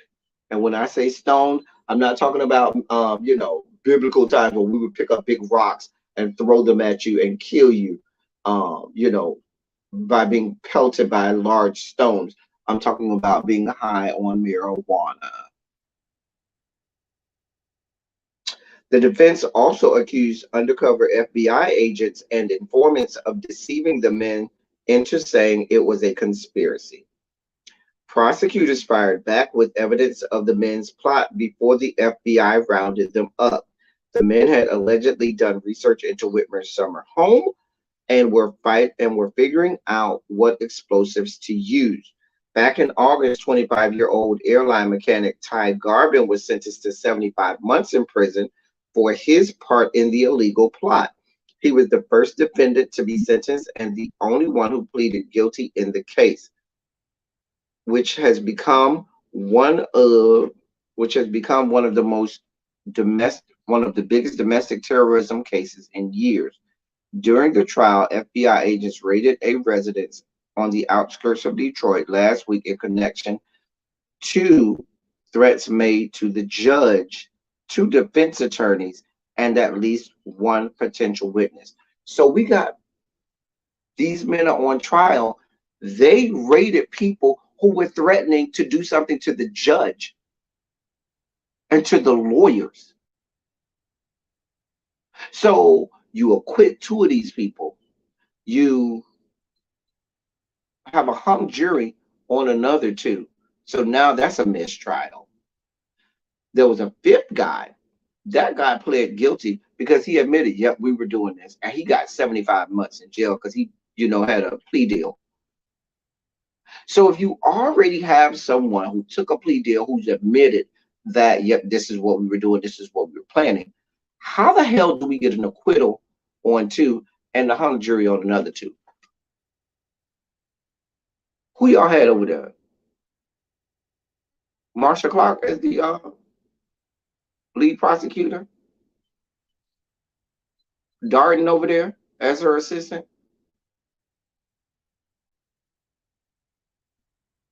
Like, what y'all got going on? You got people who are. Let me read that last part again. Maybe y'all didn't hear that last part.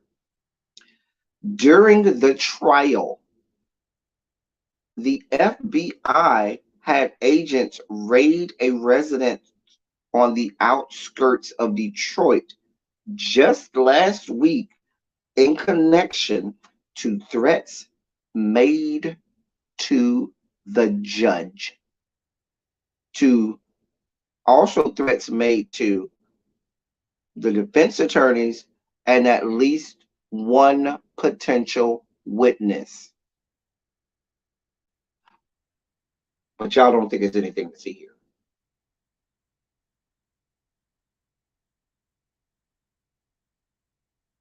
But the criminal justice system is fine, right?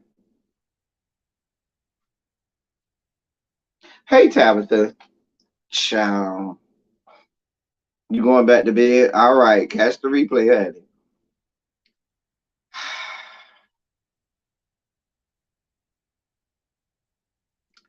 A mess. I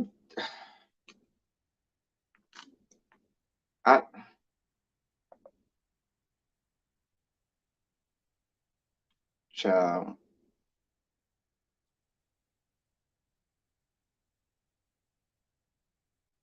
Wait, what? Oh wow. My crawl just said Dwayne Haskins. That Dwayne. Oh wow. Dwayne Haskins only been in the league like 3 years. Oh wow. My crawl just said that Dwayne Haskins was killed. He was hit by a car and down in South Florida. Yep. That's what my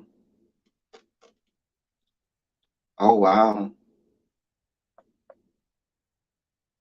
He was 24. That's unfortunate. Oh wow.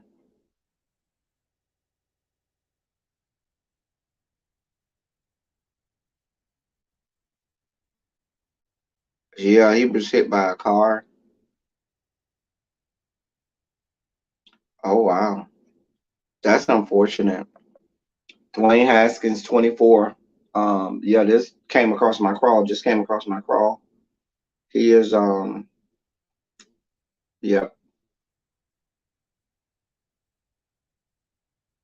Wow.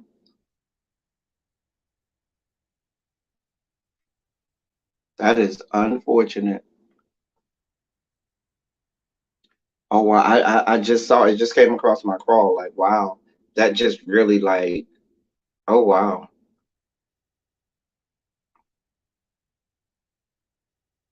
Like, I think he got the short end of the stick when he was over there with really B's team. He played for Washington, but had got traded to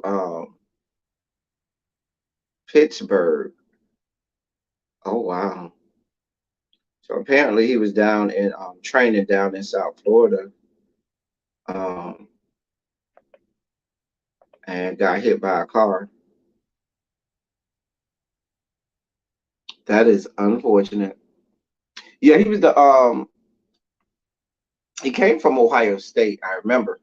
And he went to Washington football team. And he really got the short end of the stick while he was there. He wasn't bad for Washington, but he was recently traded to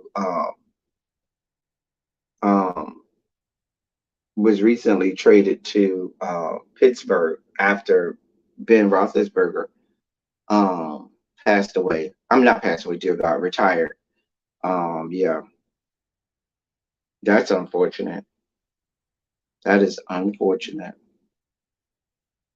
Yeah, he was down in my neck of the woods in South Florida. I don't know. It says, according to Florida Highway Patrol, a 24-year-old pedestrian was hit by a dump truck, all westbound lanes of I-595. That's in Broward County. I-595, that's Broward County. Between north and south of I-95 were closed as late as 11:30 a.m. Saturday morning. Florida Highway Patrol is working a fatal vehicle versus pedestrian crash. Oh wow. So I don't know why he was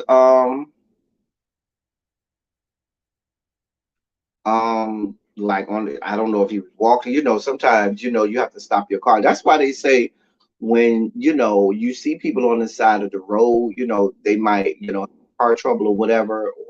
You gotta like I make it a point because I've heard too many of these things happen. Like if I'm driving and I see people, I always try to move over into the next lane and then, go back because what you don't want is something tragic like this to happen. So yeah. No, you're not jogging. 595 is a major highway. You're not jogging on the side. Like I refuse to believe he was jogging on the side of 595. 595 is not a small highway. 595 is a large highway where they even have HOV lanes and stuff like that on 590. Like 595, even to get onto 595, it takes a lot. Like you are driving on 595. So yeah, is the likelihood of somebody jogging on 590? Yeah, that's not that doesn't sound feasible. But I am that's not good news. Yeah, that is not good news. That's sad to hear. That is definitely sad to hear. Condolences and prayers to his family. I know they are devastated right now. His family right now is devastated. So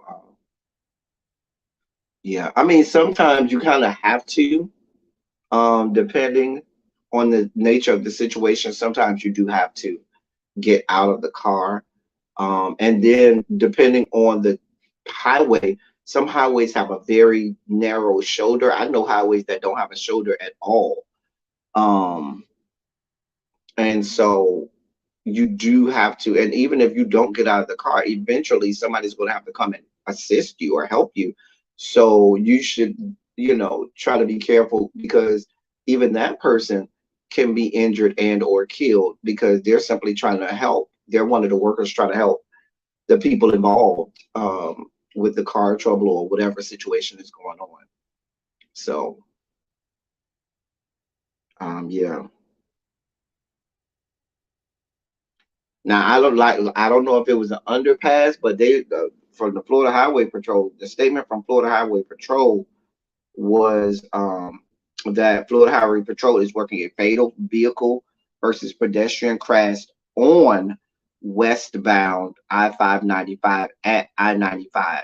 So when you're talking about when you have the interchanges or exchange where you have two major highways that intersect each other, that's what's going on. The reason that I say that it couldn't have been somebody jogging is because this is right by the airport. Like Fort Lauderdale Airport is right there at the intersection of 595 and I-95. So you got two major highways that are crossing each other. And if this is at the intersection, going westbound at I-95 and 595, it's no, you're not gonna have somebody jogging right there. Um, so yeah. Anyway, yeah, that's unfortunate to hear. Like I said, condolences and prayers to his family, or whatnot. Young man, 24 years old. Dear God. Oh man. Anyway, prayers to the Haskin family, the Pittsburgh Steelers and their organization, and even the Washington football team organization, because there are still quite a few friends and um, so forth that work with him there. So yeah. Anyway, um, let me get my last two transitions. We getting up out of here. We about to get up out of here. Here's one. Here we go. Yes, sir. Here's one.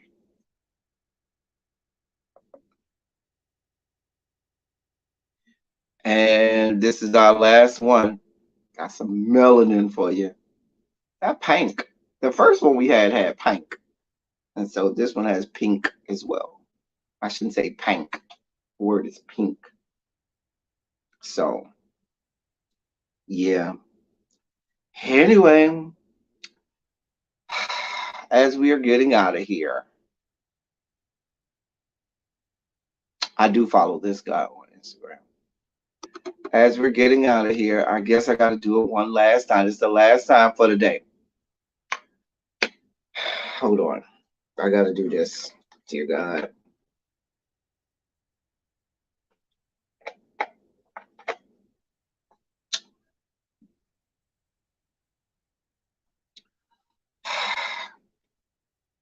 Please be sure to like, share, and subscribe. Please be sure to hit the notification bell and click all so that you are informed each and every time that I go live or I have a video that is uploaded. Please share it out on your social media, all of those things. Like this video so that we get placed to the algorithm, and do all of those things. Come on down. I know y'all love what we do here. So come on down. Go ahead and click the like button. Go ahead and, subscribe, all of that stuff. Share it out on your social media because that's what we do here. Oh, that gave me a bad feeling. Listen, I can't sell it no more than that. Cams cannot sell it no more than that. Jesus.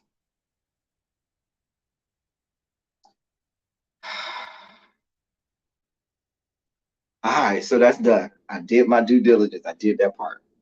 But anyway, before I get out of here, let's put some Shondos in the chat for me before we get out of here. Shondos in and around the chat, and so forth. What the next thing y'all want me to do? Start dry big and then say, yeah, go ahead and hit up the Cash App. Y'all want me to dry big? Say, hey, I'm waiting. Yeah, everybody send me a Cash App. Y'all want me to do that too? Since we got to do all of this, might as well say hit up the Cash App, dear God. Send a super chat or a super sticker. Cause y'all making me do all of these things. You wait till I call my friend when I get up off here. You like when men beg? What am I begging for, Cam? Anyway, oh man, y'all are silly. Anyway, as I always say, I love y'all. I love on y'all. Thank you all for being vocal, present, and active. Thank you for doing what you do. Thank you for any and all contributions that you make to the channel. They are much obliged and much appreciated. We had a great time in here today. Remember, I told y'all I ain't have nothing to talk about, and now we've been on here over 2 hours. So anyway, let me get up off here. Um, I will hit y'all up later. Thank y'all. Until next time. I do have a live tonight with the ruthless people, and those people love them some ruthless. They be over there. They be over here. Okay. Those be like my highest rated viewed videos of the week. My ruthless videos. Them people be serious. Anyway, um, that's all I got for y'all. Until next time. Hey Devo Foster. Thank y'all for coming. Y'all drive safely. I'm out.